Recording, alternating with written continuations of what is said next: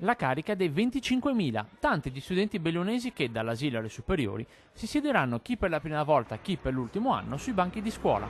25.729 i ragazzi che domani prenderanno in mano lo zaino, poco più dell'11% della popolazione provinciale. Segno di un territorio che invecchia e, a ulteriore conferma di questo, arrivano altri numeri. Più di 8.000 gli iscritti alle superiori, altrettanti alle elementari, 5.000 i ragazzi delle medie, appena 3.000 invece alle materne. Tra gli studenti non mancano i ragazzi stranieri, 1.708 gli iscritti lo scorso anno e per il 2013-2014 i numeri si attesteranno su questa cifra.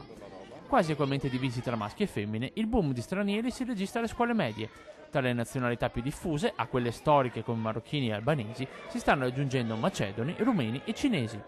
Per celebrare l'avvio del nuovo anno, sindaci e assessori saranno presenti in diverse scuole del territorio. A Bolzano Bellunese, simpatica iniziativa degli alpini, che consegneranno ai ragazzi di quinta elementare una copia della Costituzione e la bandiera italiana.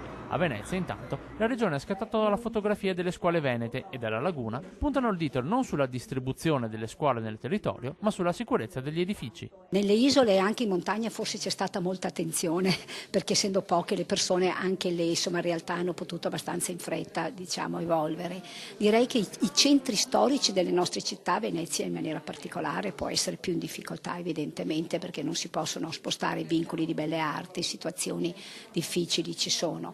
In gran parte nel Veneto le scuole nuove sono state fatte negli anni 70 e negli anni 70 non c'erano le regole che abbiamo oggi in termini di sicurezza e di antisismica per esempio. La competenza è degli enti locali, scuola media sono i comuni, province per le superiori e a loro spetta il compito arduo, assai arduo di rendere le scuole veramente vivibili.